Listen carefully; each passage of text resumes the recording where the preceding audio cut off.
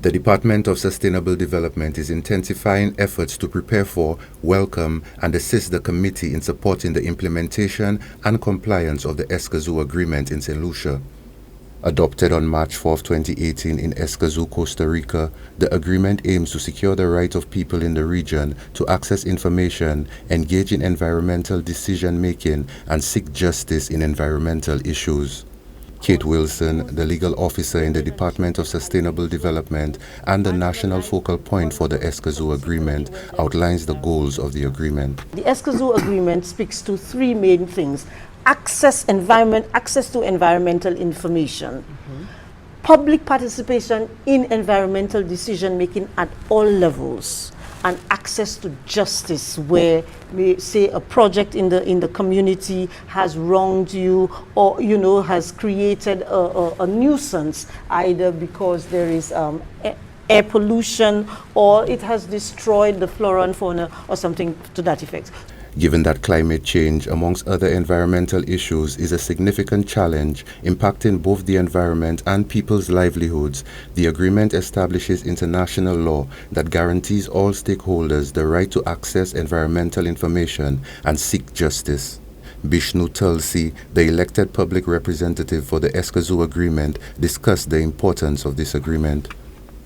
Whatever happens in the environment affects people.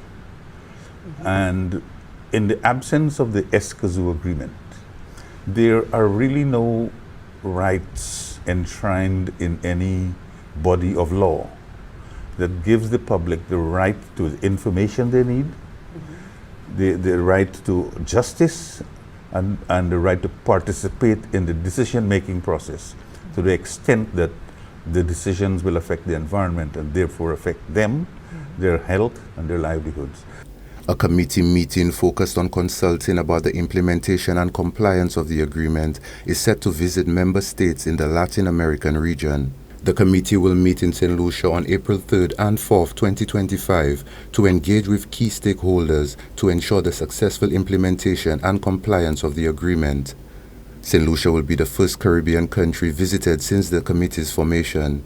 Wilson further clarified the objectives of the committee's consultation. The committee, after they have met with the different departments in St. Lucia and civil society and the public, they are going to now prepare a report. And that report, of course, will be going to the ECLAC Secretariat, because the Economic Commission for Latin America and the Caribbean, they are the secretariat to the agreement, and they will be looking at how they can best assist member states in ensuring compliance with the provisions of the Escazú Agreement, to ensure that we are within the proper frameworks of international environmental law, as well as to ensure that implementation, and when we talk about implementation, to ensure that we have the necessary regulatory, institutional, and legislative frameworks in place. For Choice News Now, I am Darrell Lionel.